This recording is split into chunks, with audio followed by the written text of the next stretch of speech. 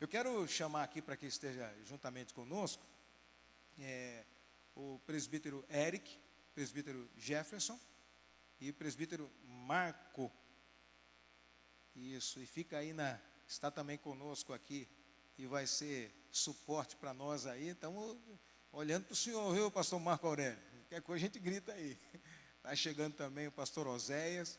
E nós vamos assim, irmãos, juntos participar desse tão gostoso trabalho do Senhor. Então já vão encontrando aí. Vou fazer o seguinte, vocês já se imunam de microfone, que sem microfone que vocês não vão ser ouvidos, pode tirar a máscara também, tá? O afastamento que está bom. E aí eu vou ler o primeiro capítulo e na sequência vocês vão lendo os próximos, tá bom?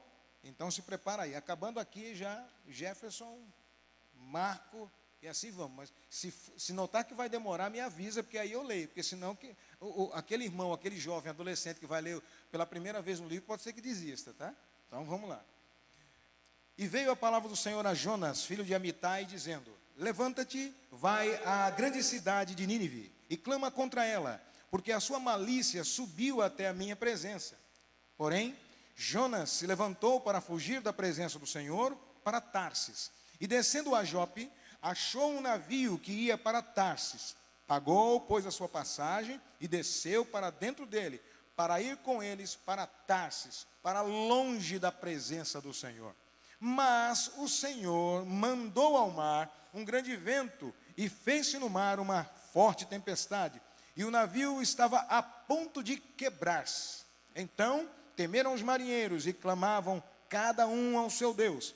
E lançaram ao mar as cargas que estavam no navio, para o aliviarem do seu peso. Jonas, porém, desceu ao porão do navio. Tendo se deitado, dormia um profundo sono. E o mestre do navio chegou-se a ele e disse-lhe: que tens, dorminhoco? Levanta-te, clama ao teu Deus, talvez assim esse Deus se lembre de nós, para que não pereçamos. E diziam cada um ao seu companheiro: vinde, lancemos sortes, para que saibamos por que causa nos sobreveio este mal. E lançaram sortes, e a sorte caiu sobre Jonas. Então eles disseram: declara-nos tu, agora, por que causa, de quem nos sobreveio este mal? Que ocupação é a tua? De onde vens? Qual é a tua terra? Qual é o teu povo? E ele lhes disse: eu sou hebreu e temo ao Senhor, o Deus do céu, que fez o mar, a terra seca. Então esses homens se encheram de grande temor e disseram-lhe: por que fizeste tu isso? Pois sabiam os homens que fugiam da presença do Senhor, porque ele lhe tinha declarado. E lhe disseram: que te faremos nós para que o mar se nos acalme? Porque o mar ia se tornando cada vez mais tempestuoso. E ele lhes disse: levantai-me e lançai-me ao mar, e o mar se vos aquietará. Porque eu sei que por minha causa sobreveio essa grande tempestade. Entretanto, os homens remavam para fazer voltar o navio à terra, mas não podiam, porquanto o mar se ia embravecendo cada vez mais contra eles. Então clamaram ao Senhor, isso aqui é com S maiúsculo, e disseram: ah, Senhor, nós te rogamos que não pereçamos por causa da alma deste homem, e que não ponhas sobre nós o sangue inocente, porque tu, Senhor, fizeste como te aprouve. E levantaram Jonas e o lançaram ao mar, e cessou do mar a fúria. Temeram, pois, esses homens ao Senhor com grande temor, e ofereceram sacrifício ao Senhor, e fizeram votos. Preparou, pois, o Senhor um grande peixe para que tragasse a Jonas. E esteve Jonas 3 dias e 3 noites nas entranhas do peixe. Amém. Capítulo 2. E orou Jonas ao Senhor, seu Deus, das entranhas do peixe, e disse: na minha angústia clamei ao Senhor, e ele me respondeu. Do ventre do inferno gritei, e tu ouviste a minha voz. Porque tu me lançaste no profundo, no coração dos mares, e a corrente me cercou. Todas as tuas ondas e as tuas vagas têm passado por cima de mim. E eu disse: lançado estou de diante dos teus olhos, todavia tornarei a ver o tempo da tua santidade. As águas me cercaram até a alma, o abismo me rodeou, e as algas se rolaram na minha cabeça. Eu desci até os fundamentos dos montes, os ferrolhos da terra correram-se sobre mim para sempre, mas tu livraste a minha vida da perdição, ó Senhor meu Deus. Quando desfaleci em mim a minha alma, eu me lembrei do Senhor, e entrou a ti a minha oração no templo da tua santidade. Os que observavam as vaidades vãs deixam a sua própria misericórdia, mas eu te oferecerei sacrifício com a voz do agradecimento. O que votei, pagarei. Do Senhor vem a salvação. Falou, pois, o Senhor ao peixe, e ele vomitou Jonas na terra. Capítulo 3. Veio a palavra do Senhor, segunda vez a Jonas, dizendo: Dispõe-te, vai à grande cidade de Nínive, e proclama contra ela a mensagem que eu te digo. Levantou-se, pois, Jonas, e foi a Nínive, segundo a palavra do Senhor. Ora, Nínive era cidade muito importante diante de Deus, e de 3 dias para percorrê-la. Começou Jonas a percorrer a cidade a caminho de um dia, e pregava e dizia: Ainda 40 dias, e Nínive será subvertida. Os ninivitas creram em Deus, e proclamaram um jejum, e vestiram-se de panos de saco, desde o maior até o menor. Chegou essa notícia ao rei de Nínive, e levantou-se do seu trono, tirou de si as vestes reais, cobriu-se de pano de saco e assentou-se sobre a cinza. E fez-se proclamar e divulgar em Nínive, por mandado do rei e seus grandes, nem homens, nem animais, nem bois, nem ovelhas, provém coisa alguma, nem os levem ao pasto, nem bebam água, mas sejam cobertos de pano de saco, tanto homens como animais, e clamarão fortemente a Deus, e se converterão, cada um do seu mau caminho e da violência que há nas suas mãos. Quem sabe se voltará a Deus e se arrependerá, e se apartará do furor da sua ira, de sorte que não pereçamos. Viu Deus o que fizeram, como se converteram do seu mau caminho, e Deus se arrependeu do mal que tinha dito que lhes faria, e não o fez. Capítulo 4. Mas desgostou-se Jonas extremamente disso, e ficou todo ressentido. E orou ao Senhor e disse: Senhor, não foi isso que eu disse, estando ainda na minha terra? Por isso me preveni, fugindo para Tarsis, pois sabia que és Deus piedoso e misericordioso, longânimo e grande em benignidade, e que te arrependes do mal. Peço-te, pois, ó Senhor, tira-me a minha vida, porque melhor é morrer do que viver. E disse o Senhor: é razoável esse teu ressentimento? Então Jonas saiu da cidade, assentou-se ao oriente da cidade, e ali fez uma cabana, e assentou-se debaixo dela à sombra, até ver o que aconteceria à cidade. E fez o Senhor Deus nascer uma aboboreira, que subiu por cima de Jonas, para que fizesse sombra sobre a sua cabeça, a fim de o livrar do seu enfado. E Jonas se alegrou em extremo por causa da aboboreira. Mas Deus enviou um bicho no dia seguinte, ao subir da alva, ao qual feriu a aboboreira, e esta secou. E aconteceu que, aparecendo o sol, Deus mandou um vento calmoso, oriental, e o sol feriu a cabeça de Jonas, e ele desmaiou. E desejou com toda a sua alma morrer, dizendo: melhor me é morrer do que viver. Então disse Deus a Jonas: é acaso razoável que assim te enfade por causa da aboboreira? E ele disse: é justo que me enfade, a ponto de desejar a morte. E disse o Senhor: tiveste compaixão da aboboreira, na qual não trabalhaste, e nem fizeste crescer, que em uma noite nasceu, em uma noite pereceu. E não hei eu de ter compaixão da grande cidade de Nínive, em que estão mais de 120.000 homens, que não sabem discernir entre a sua mão direita e a sua mão esquerda, e também muitos animais? Graças a Deus. Você pode dizer amém por essa leitura? Amém. E mais um amém também, porque você quebrou todos os recordes. Lê um livro e de pé. Pode contar isso, vai ficar posteridade. Quero agradecer ao Senhor, irmãos, por esse momento. Pai querido, mais uma vez na tua presença, quero te agradecer pelos meus irmãos, ó Pai querido, que estão conosco, vivendo esse momento, vivendo esse tempo de crescimento, ó Deus, e de comunhão na tua presença. Portanto, ó Deus, apresenta-te através da mente de cada um dos teus filhos que aqui estão, da nossa vida, do nosso coração, que nós possamos propagar ainda mais a tua palavra e dizer a nós mesmos, a partir do nosso interior, da nossa alma, o quanto tu és piedoso, o quanto tu és maravilhoso, o quanto tu amas ao pecador. Portanto, fica conosco, Pai querido, eu te peço, em nome de Jesus. Amém. Os irmãos podem tomar assento? Graças a Deus. Pois bem, né, irmãos, nós estamos aqui hoje, conforme já dito, já temos um recorde quebrado aí, porque não é todo dia que se lê um livro, e não é todo dia que se lê um livro de pé. Então, graças a Deus pela vida dos meus irmãos que aqui estão. Nós queremos hoje, nessa escola, conforme eu já disse a princípio, é um culto de ensino, mas nós anunciamos que a escola bíblica, ela seria transportada para hoje, excepcionalmente, porque a escola onde funciona a escola bíblica dominical, o Colégio Alceu Mainardi, tem um exame público nesse domingo, por isso estamos aqui. Pois bem, temos lido o livro do profeta Jonas, meus queridos irmãos. Aqui ao meu lado está o presbítero Jefferson, né, ligado diretamente aí a missões, ao nosso propósito, né, também ao seu lado o presbítero Marco, e o Marco está ligado aí à representatividade, aos nossos obreiros, né, ao trabalho que tem feito aí na casa, na guarnição, de todas as formas, nossos obreiros, né.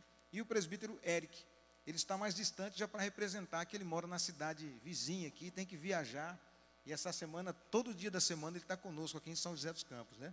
E o Eric é aí o responsável pela Escola Bíblica Dominical, juntamente com o pastor Oséias, que está também conosco aqui. Queridos, nós estamos falando sobre Jonas, e Jonas foi eu diria, um missionário relutante. Foi um missionário relutante. Eu nem sei, agora eu pego, olho para vocês aqui e fico imaginando, principalmente você, Jefferson, o que você me diz, você que lida com missões aí, o missionário, a igreja envia, né? O Senhor nosso Deus toca no coração da igreja, a igreja envia missionários, e o missionário, ele vai sem pestanejar, enfrenta coisas que nós aqui normalmente não enfrentaríamos. É verdade, meus irmãos. Graças e paz a todos. Você que está via internet nos acompanhando, seja muito bem-vindo. Olha, pastor, hoje, Igreja Amada, eu estava relendo em tempo recorde os 4 capítulos do livro de Jonas e trazendo uma memória. Mas como a Bíblia ela é atual, e pasmem os irmãos, o livro de Jonas ele é atual para o que nós estamos vivendo nos dias de hoje e está realmente e totalmente ligado para a obra missionária. Porque Jonas foi um irmão teimoso, relutante e até desobediente. Mas ao longo aí dos minutos nós vamos discutir mais sobre ele, ligado diretamente em missões.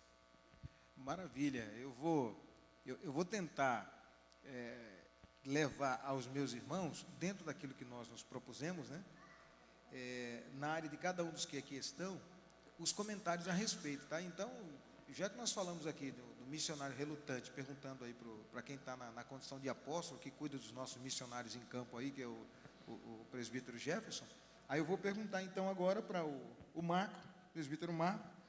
Jonas foi um profeta poderoso em palavras, mas cheio de compaixão, dó pela sua vida.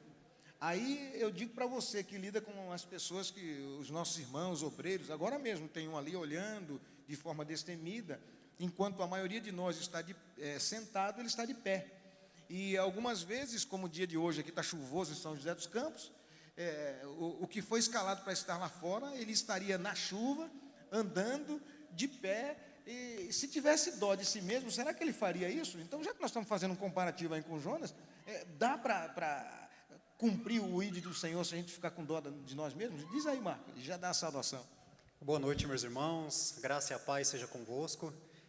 Pastor, a gente costuma dizer que Jonas é aquele profeta irado, que não queria fazer a vontade de Deus, que Deus mandou fazer, ele foi por um lado, né? Mas eu, olhando para o lado benéfico da coisa, eu diria que Jonas, eu acho que ele foi um dos maiores profetas da Bíblia. Por que Jonas foi um dos maiores profetas? Porque, apesar da ira dele, ele fez o que Deus mandou. Ele, apesar de ter todo o cuidado da vida dele, conforme diz os estudos bíblicos, que os ninivitas talvez tenham feito mal à sua família, ou até mesmo a ele no passado, por isso que ele não quis pregar para os ninivitas. Mas Jonas, ele não usou de eloquência, ele não usou do estudo, da sabedoria que ele tinha, ele simplesmente pregou a palavra. Ele chegou e falou: olha, dentro de 40 dias, Deus vai destruir vocês. Só que essa mensagem chegou no coração da pessoa correta, que era o rei. E o rei estabeleceu que todos deveriam jejuar e se arrepender do mal que tinha feito. A palavra de Deus também nos ensina que aquele que cuida da sua vida vai perder. E então, assim, pegando o gancho no que o senhor falou, realmente não é fácil fazer a vontade de Deus, não é fácil estar na casa de Deus, não é fácil a gente se dispor, é muito difícil. Cada um de vocês, os obreiros, cada um que está aqui, hoje está chovendo, está frio, já estão chegando do meio para o fim da semana, talvez estejam todos cansados, mas para servir a Deus de coração, para servir a Deus conforme tem que servir, alguma coisa tem que se abrir mão.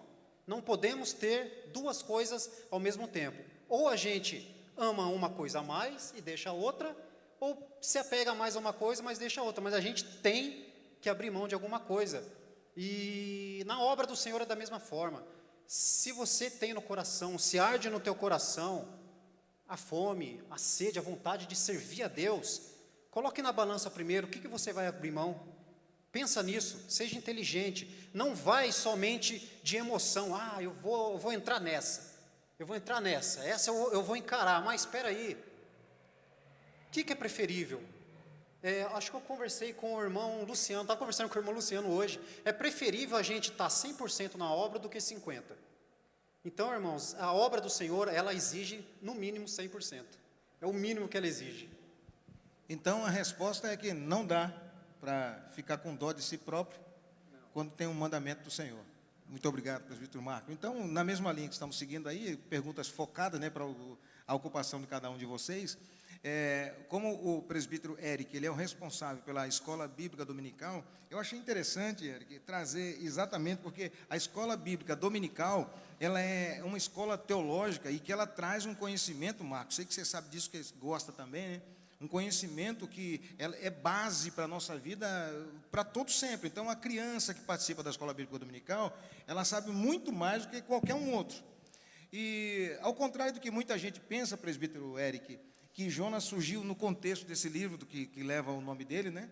Jonas já era profeta já há algum tempo atrás, conforme nós vimos no segundo livro dos Reis, capítulo 14, verso 25, aí você já anota aí, está escrito assim: também este restituiu os termos de Israel desde a entrada de Ramate até o mar da planície, conforme a palavra do Senhor Deus de Israel, a qual falara pelo ministério do seu servo Jonas, filho do profeta Amitai, o qual era de Gat-Efer. Ou seja, quer dizer que Jonas já vinha profetizando antes desse livro, e a profecia dele se cumpria.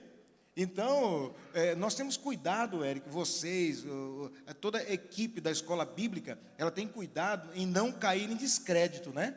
E agora, Jonas, ele notou que Deus estava mandando ele dizer algo e que poderia a palavra dele cair em descrédito, porque ele já conhecia Deus, sabia o que ia acontecer. E aí, o que você me diz? Já se apresenta o pessoal, comenta a respeito.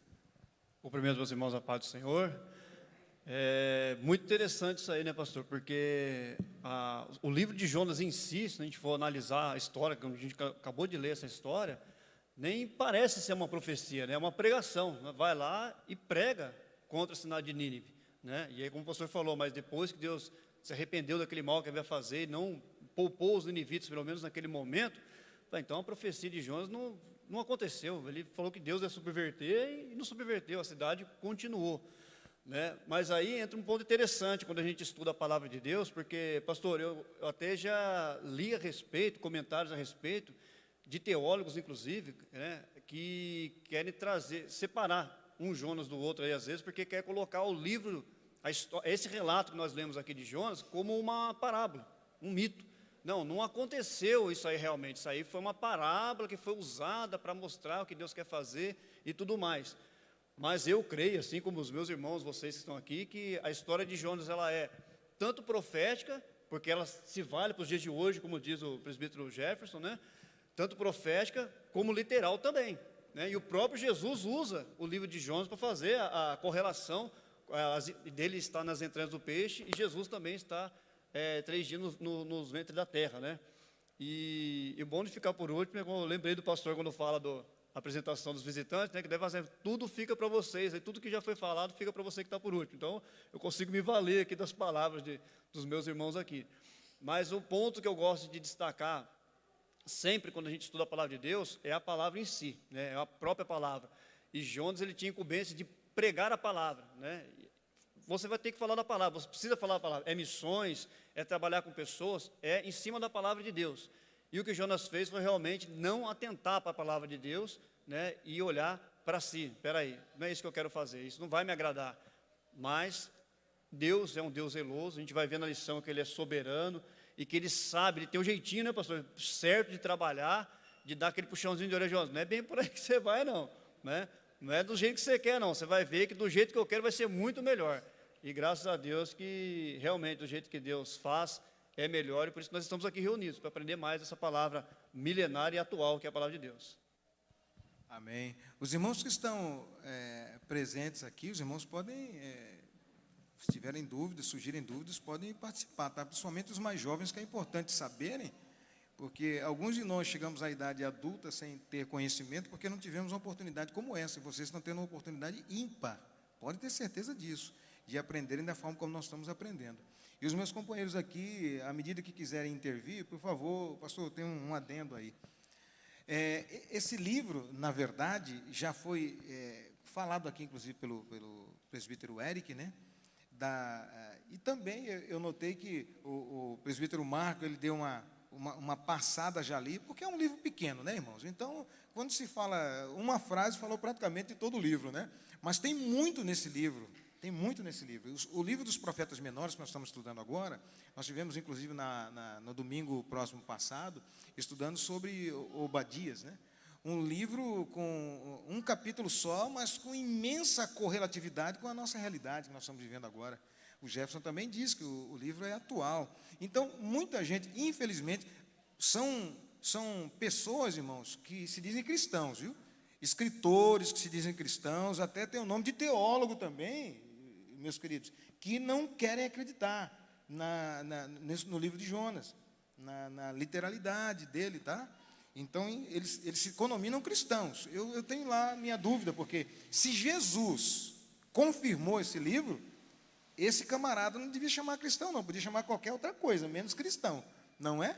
Porque ele é questionado por muitos pela forma da narrativa dele, que é semelhante, em algumas vezes, no capítulo 2, é semelhante à poesia. Pode ver aí, parece uma poesia. Agora, no capítulo 1, 3 e 4, não, ele é realmente uma narrativa, né? E nós não vemos o profeta Jonas, ele fala tudo na terceira pessoa, né? O livro está escrito aí na terceira pessoa.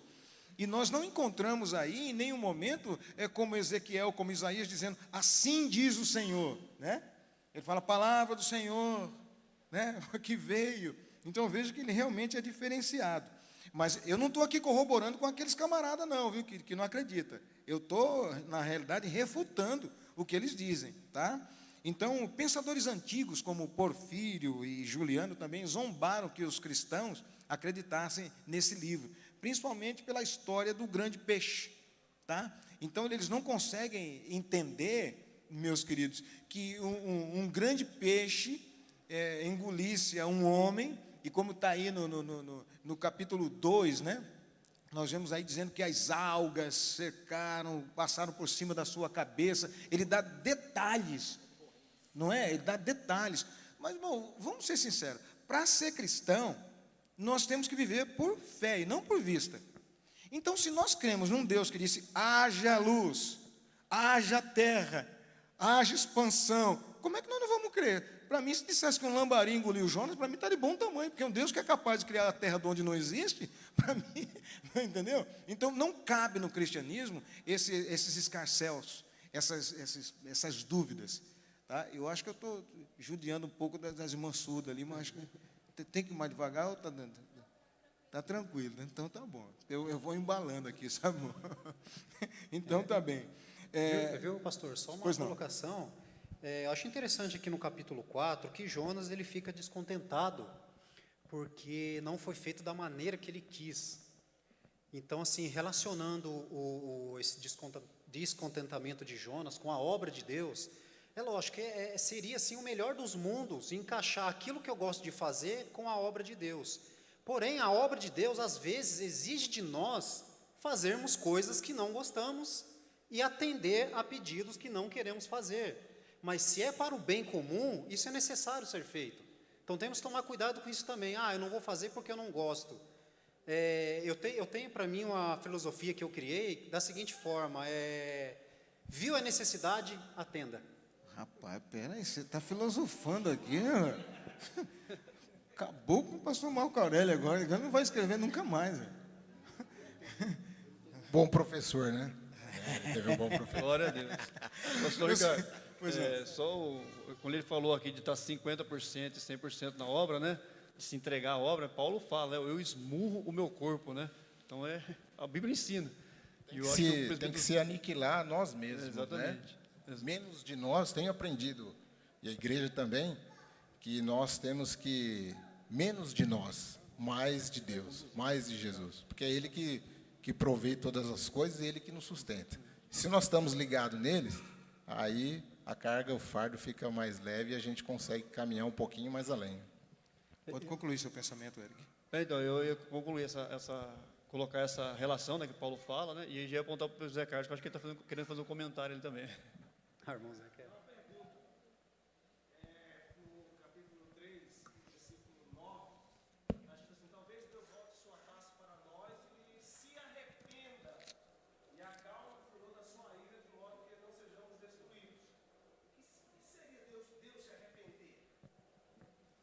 O presbítero José Carlos fez uma pergunta aqui no capítulo 3, verso 9, quando os ninivitas disseram que eles iriam se quebrantar, porque talvez Deus se arrependesse e deixasse de fazer o que havia intentado fazer a respeito dele, né?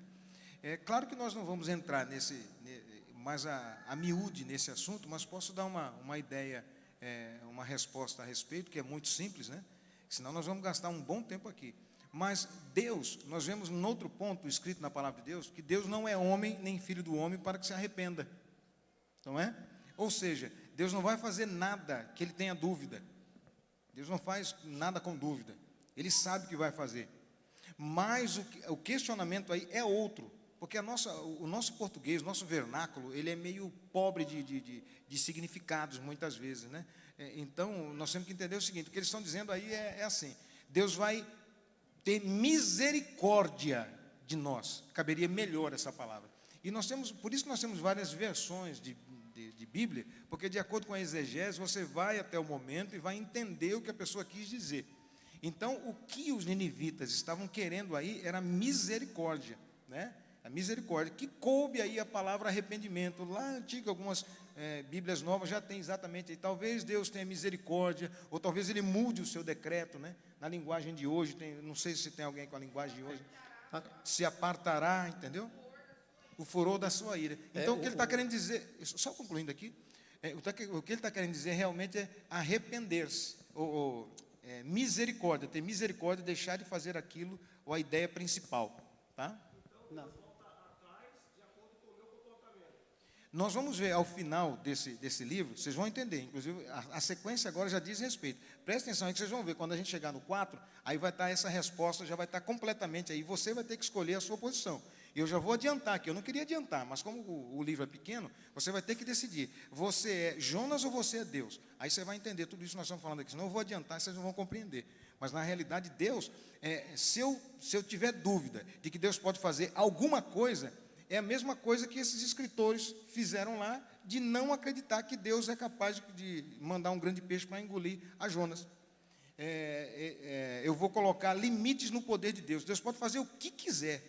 Ele não se limita pela própria palavra. Tá certo? Na minha versão está dizendo assim, ó, talvez Deus mude de ideia. Acho que ficou mais direto aí, né? Então vocês vejam, quando nós vamos olhar uma palavra, quem busca um texto, sem observar o contexto, às vezes nós acabamos caindo num pretexto. Então, o que os homens estavam querendo dizer ali, e outros que eles nem falavam em português, né? Eles falavam na língua deles. Aí você vai encontrar a palavra deles que realmente queria dizer: Senhor, não faça isso. Né? Ele não estava afrontando a Deus, falando: oh, Senhor, talvez o Senhor se arrependa, ou aquela palavra que o Senhor disse lá que não se arrependa, nós vamos derrubar agora. Não era essa a intenção, que talvez nós tenhamos agora, tá?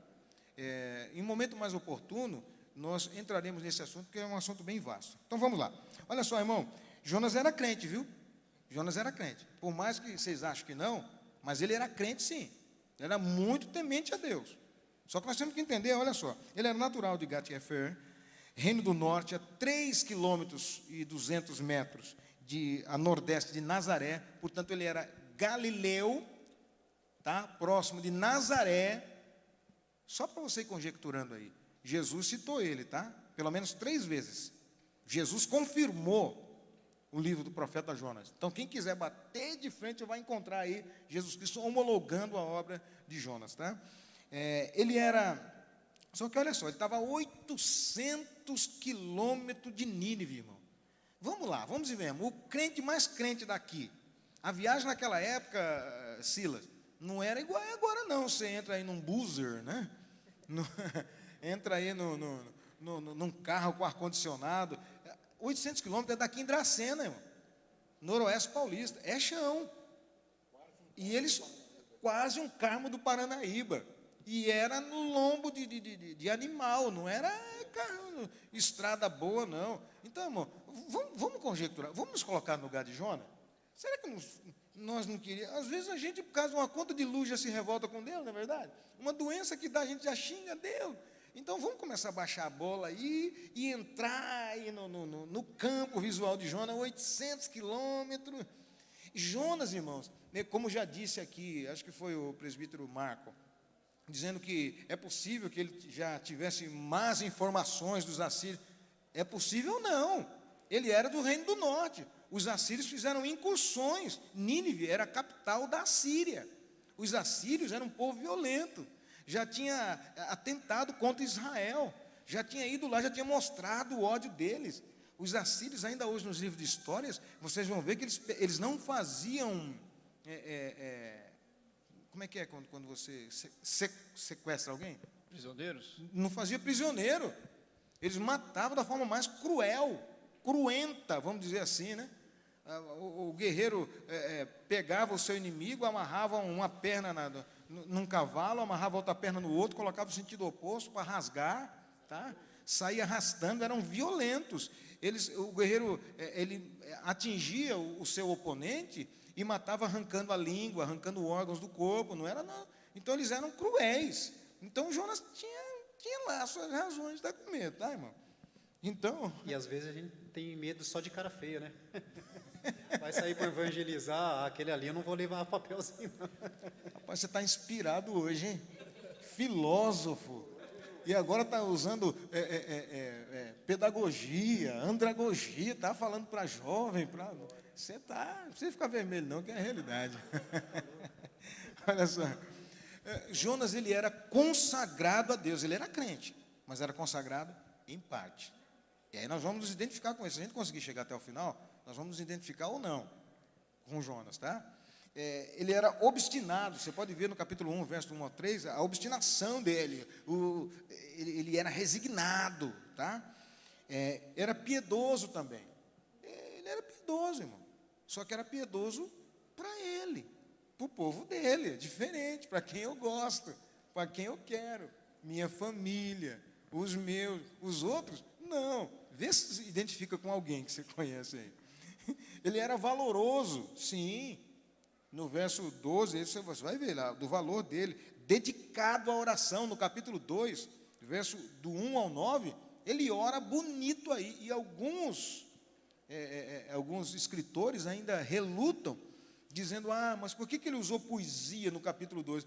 Meus queridos, Jonas era criado em Israel, no templo, ouvindo aqueles salmos de Davi, aquelas poesias bonitas. Ele foi influenciado.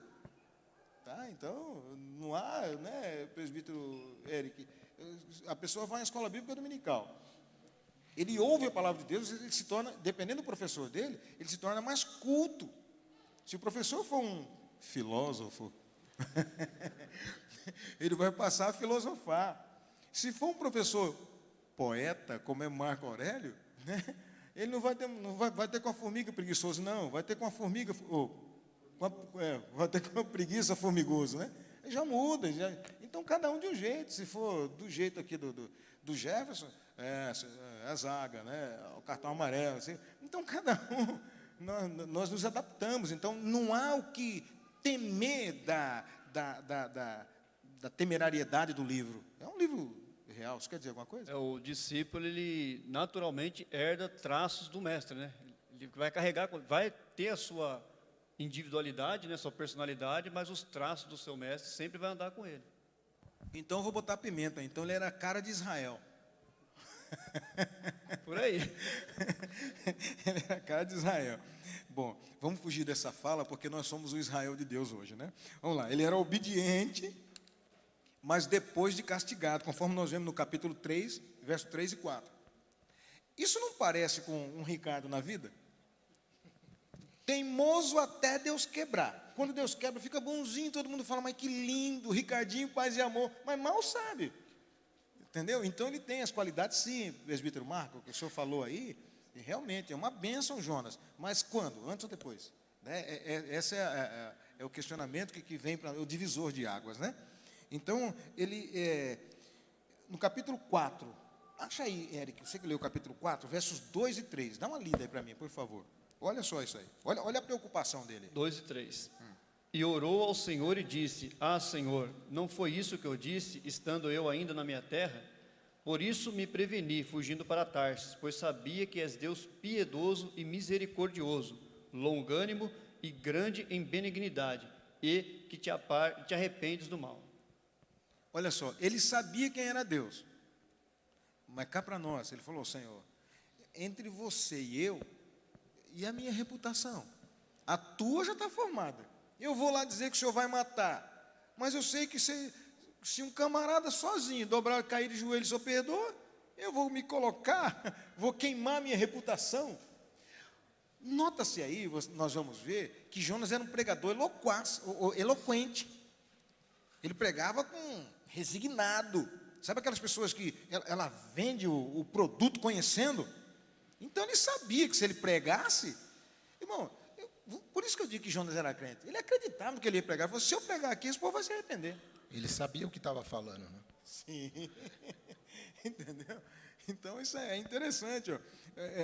O livro, irmãos, na realidade, fala sobre o amor de Deus, que o foco principal aí é o amor de Deus, a sua bondade para com todos, o seu grande poder, tá? Olha, o amor dele, ele perdoou os ninivitas.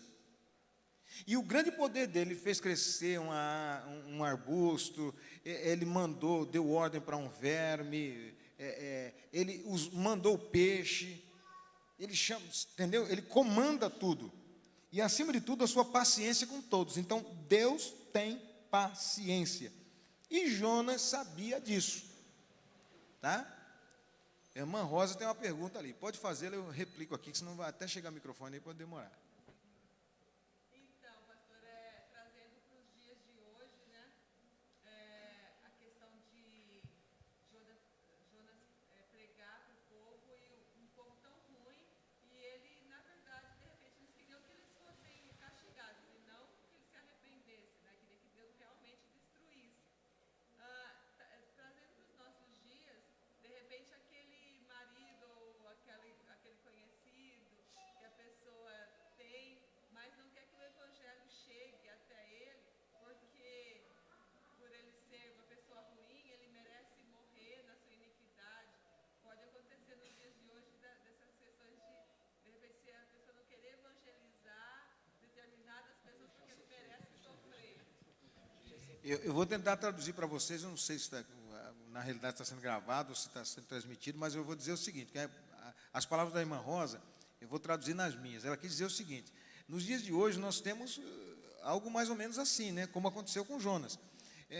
Para que eu vou pregar para a minha vizinha que me perturba, para aquela pessoa que pisa no meu calo, para o meu chefe que me inferioriza?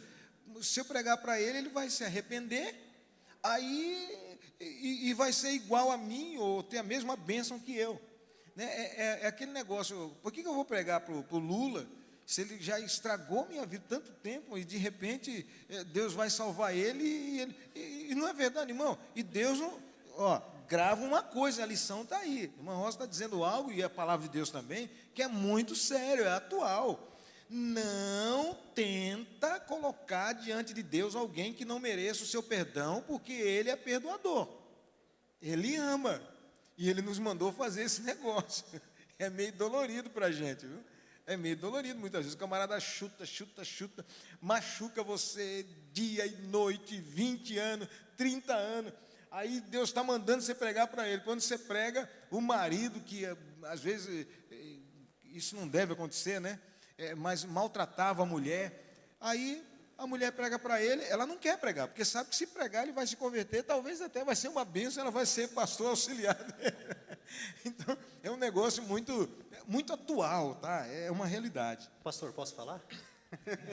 Você já falou no microfone, como é que eu vou dizer que não? Pastor, só pegando o gancho aí que a irmã Rosa acabou de falar, uma das principais funções do crente é não atrapalhar a salvação. Porque Jesus, Ele foi tão bom conosco, Ele olhou para nós com aquele olhar misericordioso, apesar dos nossos pecados, apesar de tudo de errado que nós fizemos. A gente chega diante de Deus, pede perdão, mas quando é para com o próximo, principalmente aquele que me fez mal, por que eu tenho que, como que eu posso dizer, eu tenho que furtar a oportunidade daquela pessoa de também receber aquilo que eu recebi? Então, assim, eu creio que a função do crente é não atrapalhar a salvação dos outros, principalmente. Só complementar aí em cima, para a senhora entender. O propósito, quando a gente fala que a Bíblia, Deus, na verdade, nos ensina e deixa, falando que o livro ele é atual, exatamente para isso. Ele corrobora para isso, ou seja, ele afirma. Ele atesta, o propósito do livro de Jonas, meus irmãos, também é para mostrar a extensão, a graça, a misericórdia de Deus. A mensagem desse livro era para a salvação. Diante de Deus, nós somos todos iguais, como criaturas. Né? E para se tornar filho, tem que passar por todo o processo, que não vem o caso agora, mas que nós já conhecemos. Então, para nós, diante de Deus, somos todos iguais. Então, nós não podemos limitar e nem querer, né, ali trocar uma ideia com Deus, com o nosso Senhor, e falar e chegar, se colocar nesse ponto de você ser o empecilho da mensagem da salvação de chegar. Você vai se tornar um pecador, como diz o nosso pastor, vai arrumar encrenca com um chefão, com um poderoso, e aí a gente vai pagar. Então, a mensagem da salvação é para toda a humanidade. E aí eu entro numa outra seara que não tem jeito de escapar. O presbítero Eric falou, pastor, isso tem tudo a ver com o dia da reforma, com missões. Eu falei, pois é, lembrando de Gus, de Wesley, dos pregadores, e os missionários, né? Está conosco aqui também o presbítero Elvis, envolvido com o trabalho de missões. E aí o Eric me falou isso, e realmente, irmãos, são pessoas que entenderam quer ver um detalhe muito simples, que para nós parece ser tão complicado. Nós sentimos vontade de ajudar as crianças na África. Isso aí move qualquer coração do brasileiro. E olha o detalhe que eu falei, crianças na África, porque se for adulto já vai pensar duas vezes. Quando se fala de Europa, não, aí já não quer. Por quê? Porque o europeu já tem mais do que eu, vai ficar melhor do que eu. Ou seja, só quero ajudar quem está abaixo de mim. Mas o Senhor Deus, capítulo 3 e 16 de João, amou o mundo. Então é o rico, o pobre, o ladrão, o pudico, né? o necessitado, o abastado, ele amou a todos. E aí, Érica, eu deixo para você já dar a sua fala aí sobre que você tinha me falado e me estimulou, inclusive, sobre os reformadores que irromperam pelo mundo com essa mensagem. Diferentemente, eles não tiveram dúvidas, como Jonas teve, né? Não relutou como Jonas e partiu para cima. Exatamente, pastor, é um tema de extrema importância, né? Eu acho que a reforma em si, né, o tema da reforma, a gente pegar esse livro de Jonas como o tema central a nossa meta aqui, né, a visão panorâmica desse livro. E através da luz da Bíblia, porque esse é o nosso objetivo, através da luz da Bíblia. Pode ser o livro de Jonas, pode ser qualquer outro livro da Bíblia. E olharmos o contexto histórico da igreja, né, desde sempre, né, desde Adão até os dias de hoje. A gente consegue perceber tudo que vem acontecendo. E o fato de Jonas relutar contra a mensagem que Deus colocou na incumbência dele de levar os ninivitas, já mostra a influência do meio ao qual ele estava vivendo, que trouxe no coração dele: peraí, eu não vou ajudar esse povo, já maltratou muita gente. E aí ele começa a escapar do verdadeiro cerne da palavra de Deus, que é a salvação, né? Tanto que o livro de Jonas, um dos textos que a gente tem acompanhado aqui como temas principais, mostra a soberania de Deus, mostra que o povo de Deus é um povo sacerdotal. Então, lá em Êxodo 19, também depois Pedro vai corroborar com isso nas suas cartas, o povo sacerdotal de Deus, ele tem um objetivo, é levar a mensagem de Deus para todos os povos. E Jesus assinou isso aí. Todos os povos, línguas e nações, é pregar a mensagem, é ensinar o evangelho, é ensinar a palavra de Deus. E os reformadores foram pessoas que entenderam isso na íntegra quando eles começaram a observar à sua volta. Os grandes reformadores, vocês vão ver os nomes que destacam na história, eram pessoas que naquele momento, a maioria deles eram pessoas ligadas ao catolicismo romano. Só que a influência de todo o meio que eles estavam vivendo começou a perceber o que? Estão se afastando da palavra de Deus, da mensagem do evangelho, para fazer aquilo que era de acordo com os seus próprios interesses.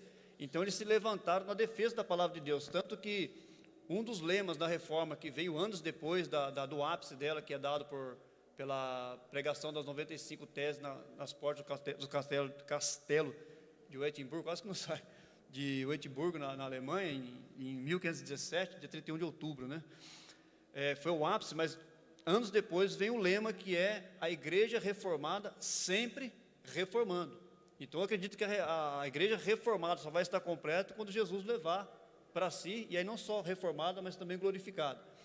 Então, olhando toda essa linha histórica e trazendo para a nossa atualidade, nós vamos ver que muitos homens abriram mão da sua vida, não só sua vida social, secular, como disse aqui logo no início o presbítero Marco Antônio aqui, mas se entregaram 100% para a obra, e muitos morreram em fogueiras.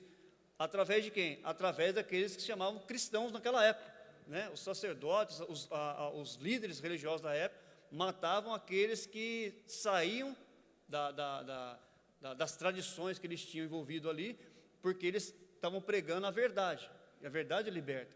E eu estava até meditando hoje à tarde, pastor, que a sociedade que nós conhecemos como ela é hoje, eu acredito que se dá largamente pela atitude da igreja na época dos reformadores, ou seja, abriu as portas, libertou o povo, e o povo conseguiu, com a noção, com o conhecimento da palavra de Deus, se libertar daquele jugo, onde uma minoria castigava: não, é assim que vocês têm que fazer, é assim que vocês têm que obedecer e seguir.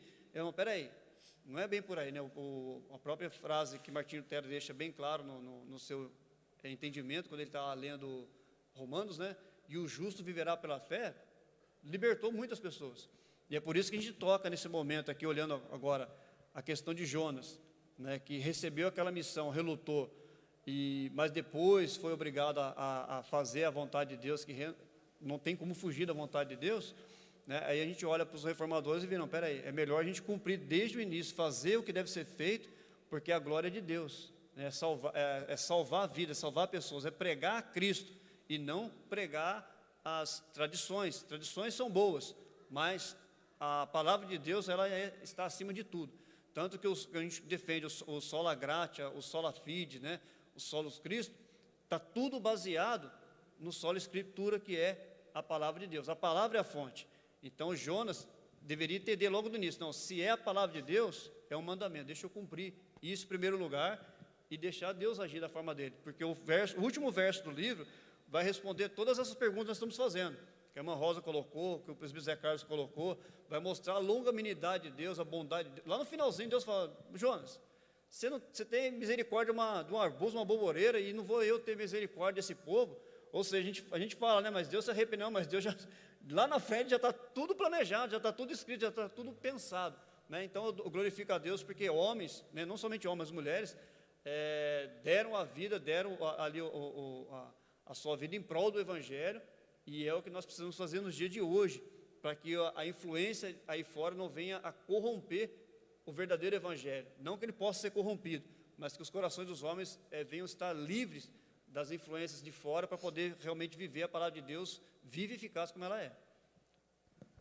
Essa fala, na linguagem brasileira futebolística, eu dizia que ele entrou de sola, né? Com cinco sola. Queridos, hoje eu estou com uma... Se bem que eu estou chegando, não estava em casa não, eu estava trabalhando, estava agindo aí. Mas é que é um assunto muito, muito rico, não é, irmão?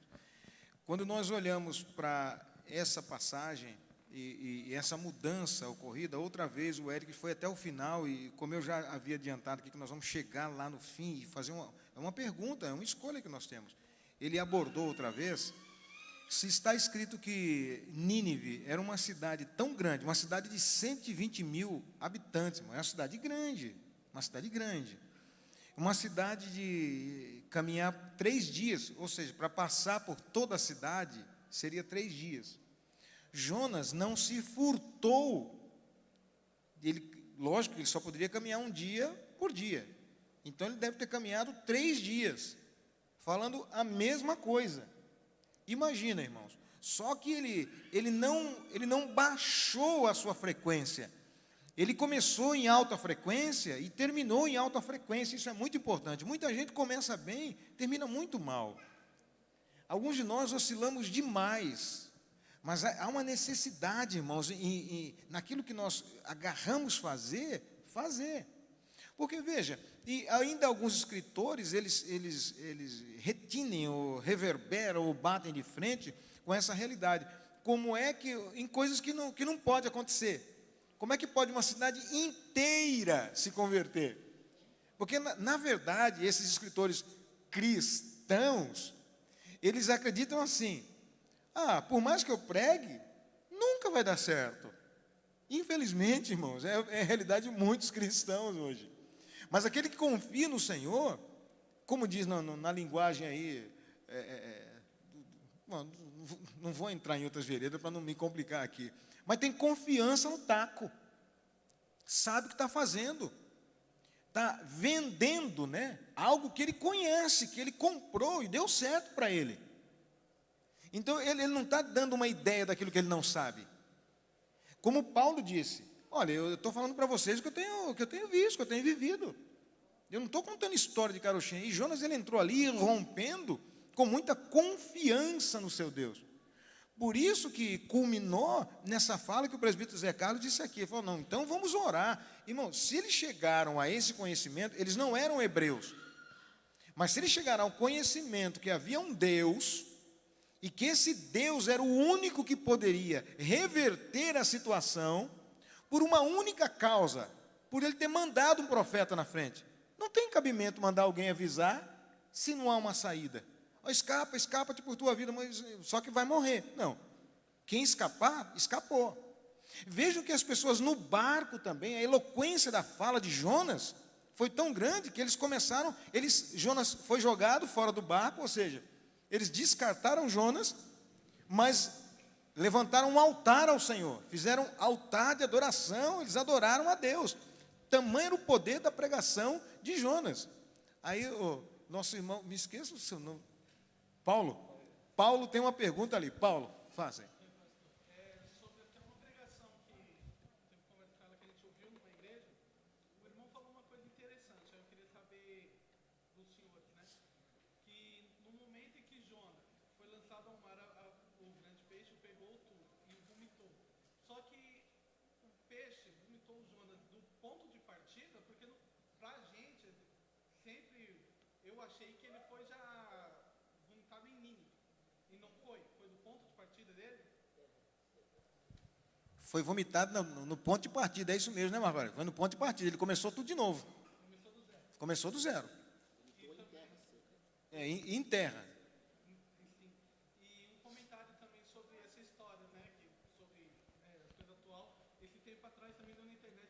mas foi engolido por uma baleia, né? E ele foi vomitado pela baleia. Agora não sei se é verdade. O irmão Paulo fez a pergunta aqui, que ele ouve em algumas pregações, o irmão Marco Aurélio vai se manifestar aí, de que Jonas foi vomitado em Nínive, não é? Foi vomitado em Nínive. Mas aí ele disse que ouviu o pregador dizendo que ele foi vomitado no ponto de partida. E também ele falou sobre alguém que recentemente foi engolido por uma baleia, uma pessoa da nossa era, né? Que foi engolido por uma baleia. Mas foi vomitado ou não? Foi vomitado também. Mas isso não significa, irmão, nós não estamos dizendo aqui que foi uma baleia, tá? Foi um grande peixe. Agora, é claro, irmão, o maior peixe que eu conheço é a baleia, né? Pastor Marco Aurélio, por favor, a sua fala eu sei que vai ser importante. Alguém dá o microfone para ele lá, e às vezes está tão longe que eu não vou ouvir. Só no. Isso. Eu vou usar um dos sola aqui. Sola não passe na frente da câmara.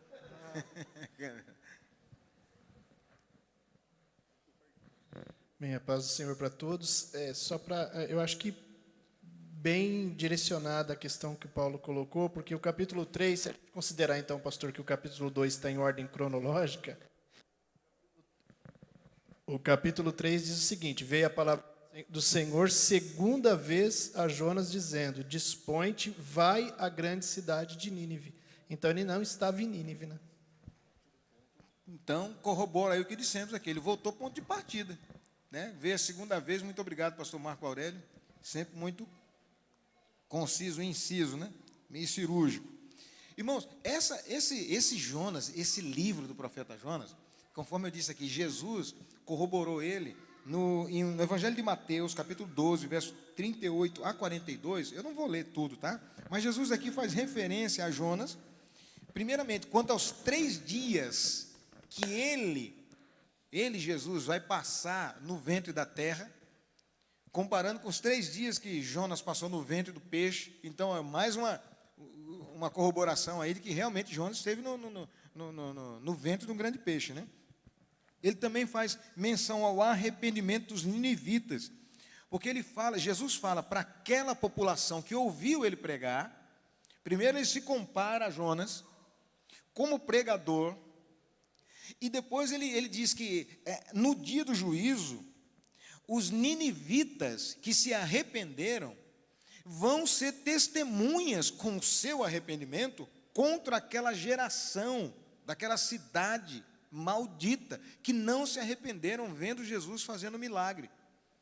Os ninivitas, irmãos, eles jogaram para frente o que Deus ia fazer, porque Deus acabou cumprindo o juízo. E está mais uma vez, é por isso que não dá tempo, o presbítero Zé Carlos, Deus explicar tudo a questão do arrependimento, porque mexe-se nos decretos de Deus, mas os planos dele nunca são frustrados. Então, 150 anos depois, os assírios sentiram a mão de Deus. Então, o Senhor avisou, eles se arrependeram, mas não teve uma continuação. Por isso, irmãos, que a salvação, eu acredito também, conforme Paulo ensina, que precisa além do arrependimento, precisa da santificação.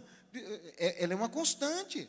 Não adianta dizer que eu estou salvo e acabou aqui, né? Agora, é claro que a salvação ela foi dada uma vez. Se você foi salvo e permanecer naquilo que a salvação te ensina a fazer, você está salvo para sempre. Nesse sentido, sim, que, aliás, é o sentido que Calvino nos ensina. E que, às vezes, alguns calvinistas, não dizem a realidade do que Calvino quis dizer. Tá? Então, é por isso que eu não gosto de entrar muito nessa seara, porque, na verdade, nós vemos para todo lado na Bíblia essa realidade. Aí, Paulo tem mais uma pergunta a fazer.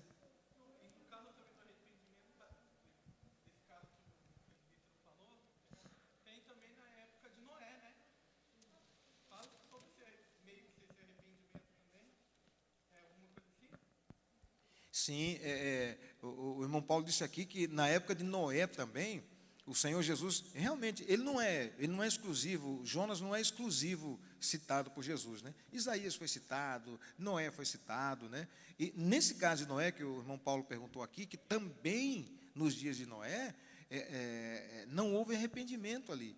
Então, eu até estou para trazer um ensino para os irmãos, eu peço auxílio dos meus companheiros aí, que me alimentem disso daí, a respeito da geração que nós estamos vivendo. Então, nós temos nessa geração de Noé, comia, bebiam, casavam-se, davam-se em casamento, e não vê nada até que aconteça. É um tipo de geração. Mas tem a geração de Enoque, que anda com Deus. E Deus tem prazer nela, e o Senhor arrebata antes que venha aquele dia. Mas tem também a geração de Joel, tem a geração de Jonas.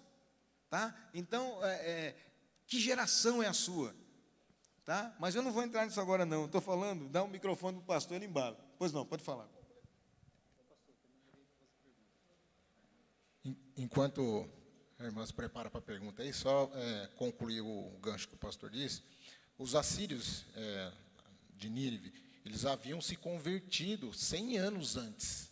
Eles eram convertidos, eles conheciam a Deus.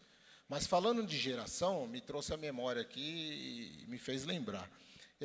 O que aconteceu? Que antes da pregação do profeta Jonas, então, nesses 100 anos, e o pastor falou também de 150 anos depois, mas 100 anos antes, eles já conheciam a Deus. Mas o que acontece? Eles eram autossuficientes, eles eram poderosos,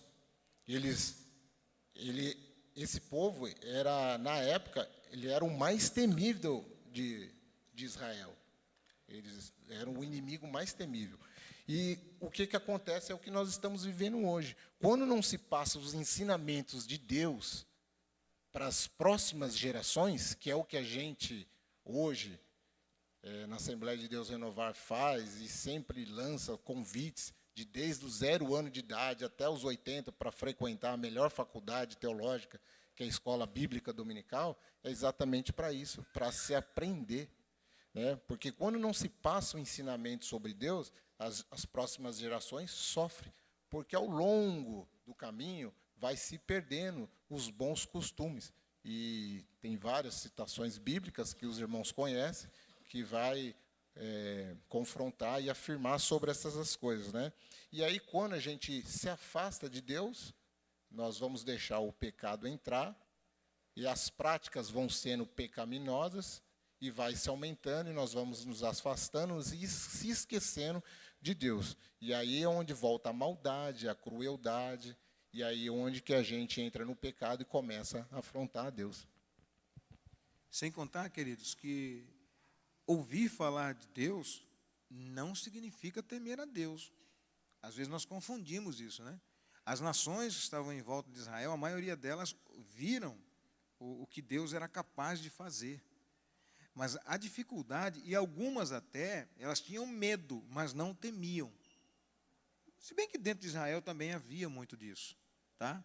Mas nós vamos à pergunta, quem que... Sim, irmã Evelyn?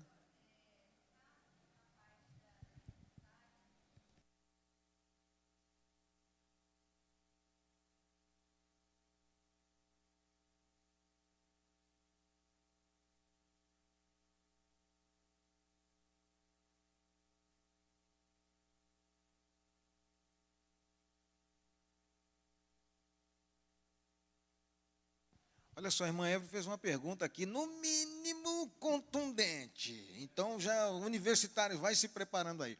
Não, brincadeiras à parte, ela perguntou aqui o seguinte, se pela questão da desobediência de Jonas, veio todo o mal contra aquele navio, contra as pessoas que estavam ali, que eram inocentes a respeito do assunto.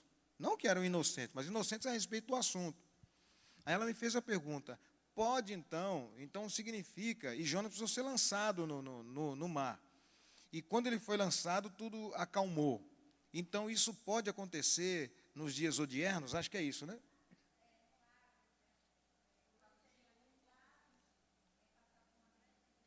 Por causa de um. Irmãos, nós temos resposta muito contundente na Bíblia. A palavra de Deus, ela explica tudo, né? Ela se autoexplica. Na verdade, se nós voltarmos ao caso lá na peregrinação do povo de Deus no deserto, quando Acã,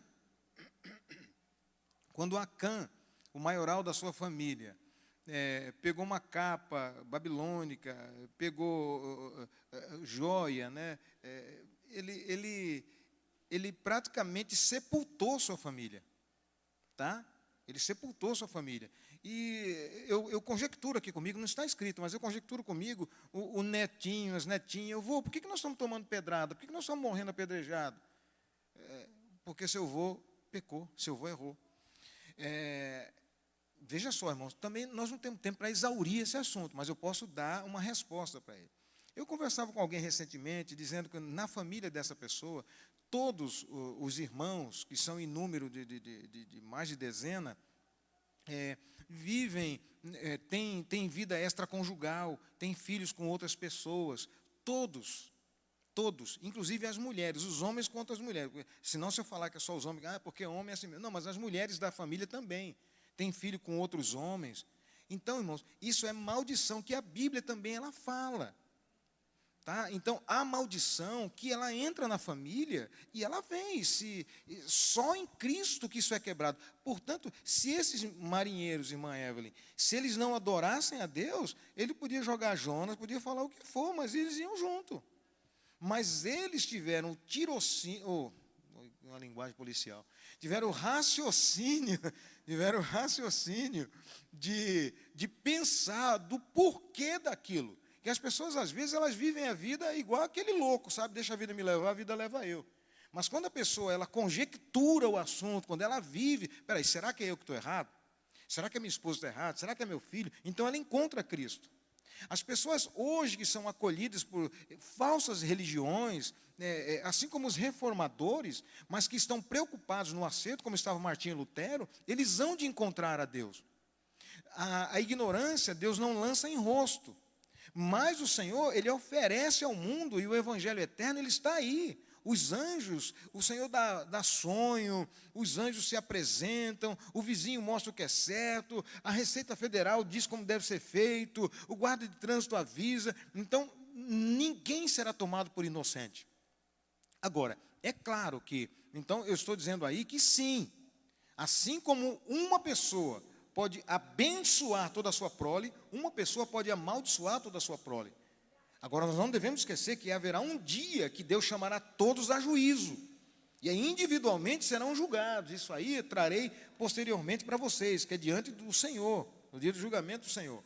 Porque se nós formos ver também, esse Jonas, esse profeta Jonas, ele errou e teve uma segunda chance. Sim? Agora eu vou falar de um outro profeta, um grande profeta, Moisés. Ele errou também, mas não teve segunda chance. Então, o Senhor falou, Moisés, para mim chega. Junta suas tralhas aí, sobe o monte, acabou para você, não entra na terra prometida. Mas Jonas não. Então, ou seja, Deus conhece a individualidade de cada pessoa. Nós não devemos pensar de uma forma genérica. Deus age com cada alma de acordo com a simplicidade, com a verdade de cada alma. Eu posso estar num barco, alguém está errado, está cheio de defeitos, mas Deus conhece o meu coração. Nós temos pessoas hoje que ainda não ouviram falar do Evangelho, mas são pessoas justas. Não serão arrebatadas, mas comparecerão diante do trono do Senhor e receberão a misericórdia de Deus e herdarão os céus. Pode ter certeza disso, porque o nosso Deus é justo. Eu não sei se eu respondi, é isso mesmo?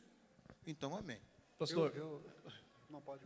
um comentário em cima disso tudo que o senhor falou, da atualidade da palavra de Deus, a gente pode observar também da seguinte forma: nada diante de Deus vai ficar um oculto, né? O pastor estava falando ali, e eu estava lembrando da fala do Diácono Alec, né, no último domingo, quando ele fez o louvor, que ele citou o Salmo 139, né? Aonde nos esconderemos de Deus? Inclusive, até um tema nosso da lição aqui, né? Alguém pode se esconder de Deus, mas não falando necessariamente de um alguém, mas falando de uma situação, de um erro, de um pecado, de uma situação ruim. Tudo vem à tona diante de Deus. E aí, tentando atualizar o mais possível ainda, se nós olharmos a questão da pandemia que nós passamos aí, que ainda estamos passando, no mundo como um todo, quantos problemas familiares veio à tona, né? Talvez não de forma pública, mas foi uma forma de Deus mostrar, assim como ele mostrou para Jonas, não adianta você se esconder num navio, né? Então essa pandemia fez com que as pessoas se recolhessem dentro dos seus lares, e muitos problemas que haviam familiares veio à tona. Porque antes estava um no serviço, o pai no serviço, a mãe em outro serviço, o filho numa escola ou no celular, uma coisa. E quando se juntou todos dentro de um lar, e o pastor está aquele testemunho de quantos casos ele já não atendeu semelhantes a esse, os problemas se emergiram. Ou seja, veio uma tempestade, como a irmã citou ali, que é a pandemia, vem de uma forma de tempestade, que é um exército de Deus também pegando, como o pastor falou, que mandato de Deus, que Deus mandou o verme ali comer o arbusto, ou seja, Deus comandou um exército, que é esse coronavírus, e fez com que as pessoas se aglomerassem dentro das suas próprias casas, se ajuntassem novamente como família, e aí os Jonas escondidos da vida começaram a emergir, começaram a aparecer. Mas o que está acontecendo agora? Está acontecendo que vocês não estão praticando aquilo que a Bíblia ensina para praticar. Relacionamento familiar é relacionamento de pai com filho, filho com mãe, irmãos entre si, e as pessoas estão dispersas. Então, eu acredito também dessa forma, foi assim como Deus usou todo esse aparato, uma forma de Deus mostrar para nós que nada está encoberto. Por isso que é muito bom a gente confessar, né, principalmente diante de Deus, para ser perdoado e para que essas coisas sejam saradas.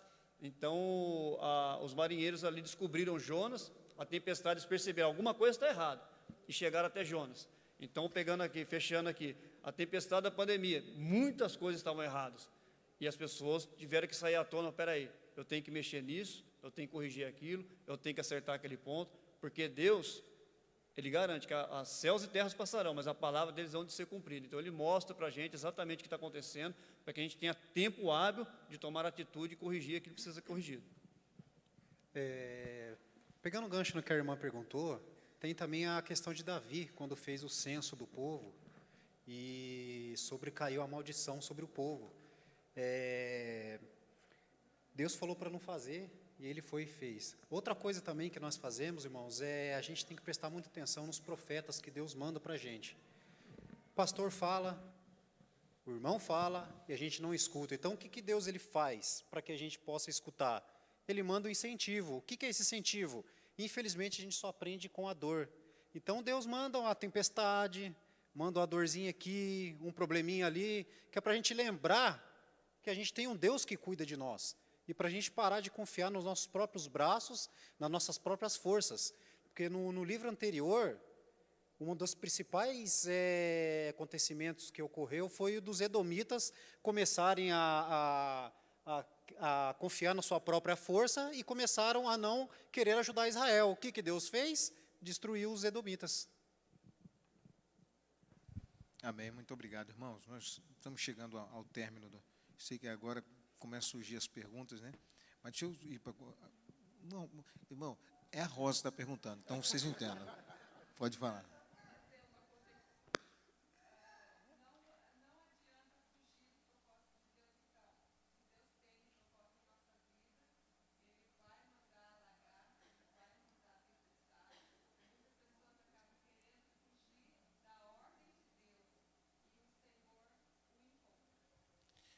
A irmã Rosa disse aqui que chegamos à conclusão de que não adianta fugir do propósito de Deus, porque Ele manda os seus exércitos, vai usar de todas as formas e vai conduzir.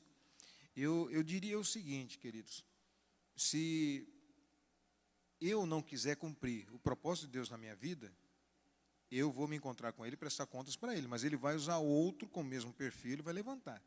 Os propósitos de Deus, Deus não precisa de nós, mas Ele conta conosco. A verdade é que, ao mesmo tempo que Ele nos usa, Ele nos dá oportunidade, a sua longanimidade nos conduz de volta ao lugar de onde saímos. Então, quando nós olhamos aqui, o próprio profeta Jonas, ele profetizou da segunda vez que ele foi mandado, profetizou, mas ele saiu de lá, porque Jonas, como eu já disse, que ele era crente, ele era temente a Deus. O problema dele é que ele tinha raiva dos opressores. É diferente de você, é diferente de mim. O problema dele é que ele não gostava de um grupo, ele podia pregar para todo mundo, mas menos aquele justo esse. Ele havia profetizado já para Israel. Tá? E se cumpriu a profecia dele. E aconteceu com os assírios o que ele falou, conforme nós vimos aqui em Reis 14, 25. Já citei aqui. Mas ele, da segunda vez que ele voltou, ele profetizou, e depois o que ele fez? Ele já tinha profetizado. Ele saiu e ficou olhando, como que diz assim, agora vai cair fogo do céu.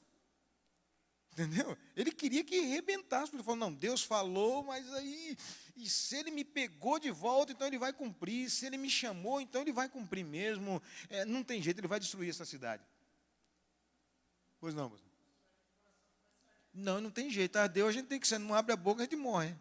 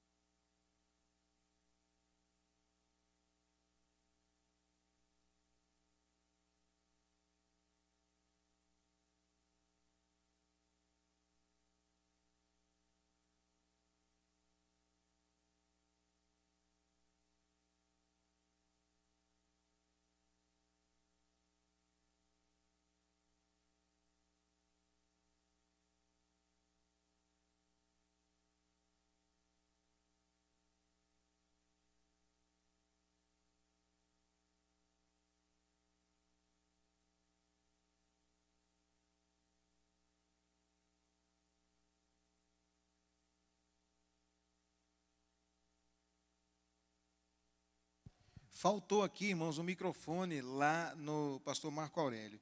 Mas ele falou exatamente, lembram que eu disse a deixa no início que nós iríamos acabar aí? Eu anotei exatamente isso. Jonas, irmãos, é a prova. Deus estava querendo realmente mostrar para Jonas o quanto ele amava Jonas. E o quantas vezes ele iria perdoar Jonas. E o final é exatamente, todo mundo, nesse livro, tudo obedece a Deus, menos o crente, que é Jonas. E Deus estava querendo mostrar para Jonas exatamente o que disse aqui o pastor Marco Aurélio. O que ele quis mostrar para o povo, também através de Jesus. Vocês vão matar meu filho, vocês vão fazer o que vão fazer, vocês vão trair ele várias vezes, vai pedir para vocês irem na ceia, vai ter ceia que vocês não vão, mas eu vou estar sempre de olho em vocês, na ceia que vocês voltarem, eu aceito. Eu vou dar uma casa para vocês, não é uma boboreira, eu vou dar uma casa para vocês. Mas quando o carro quebrar, vocês vão me xingar. Mas não tem problema, eu dou outro carro melhor. Quando vocês voltarem para mim, pastor Marco Aurélio, ele usou uma linguagem poética aqui, dizendo que eu não consigo nem replicá-la outra vez aqui, mas é exatamente isso. O livro termina aberto, e esse é o desfecho dele.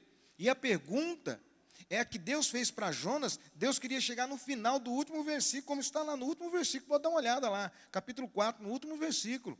Ele diz, olha, eu não posso me compadecer? Em outras palavras, eu estou me compadecendo de você.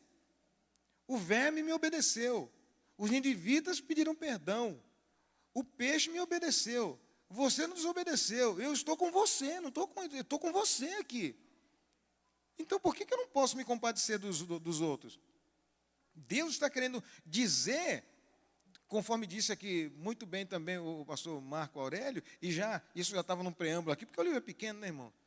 Mas eu estava querendo dizer o seguinte, você escolhe aí, e o livro termina com Jonas com raiva. Eu não estou dizendo aqui que ele não voltou atrás, não, muito pelo contrário. Joséfo, e há outros comentários, Clemente, diz que mudou, a vida de Jonas mudou a partir dali, mas não está no livro. Tá? Mas eu quero dizer para vocês que a pergunta, Deus terminou o livro com essa pergunta para Jonas. Você pode, eu não posso? Por que eu não posso me compadecer? E a pergunta que eu quero concluir para vocês é exatamente essa aqui. E eu? E você? Você quer ser Deus? Quer agir como Deus? Com a misericórdia de Deus? Perdoar como Deus? Ou vai continuar como Jonas? Mesmo que prega, olha, eu te amo, irmão. Vem, eu venho como estou, vem, pecador, aceita a Cristo. Quando o pecador senta, Se ele tomar o seu lugar na regência, você mata ele. Ah, mas eu queria tanto ser pastoreado por esse pastor. Está sendo pastoreado pelo pastor. A primeira vez que o pastor chama atenção, eu deveria morrer, esse infeliz. Será que nós somos Jonas? Ou nós escolhemos ser o próprio Deus para a vida das pessoas? Então, essa é a pergunta que não quis calar. Não há mais. Eu sei que o presbítero Zé Carlos fez uma pergunta aqui, mas a pergunta ele vai levar para outro. Aí nós vamos entrar numa discussão longa aqui. E o tempo, irmãos, me ensina, pastor Juliano e pastor Rafael não estão presentes, mas o espectro deles de acabar na hora está me ensinando, né?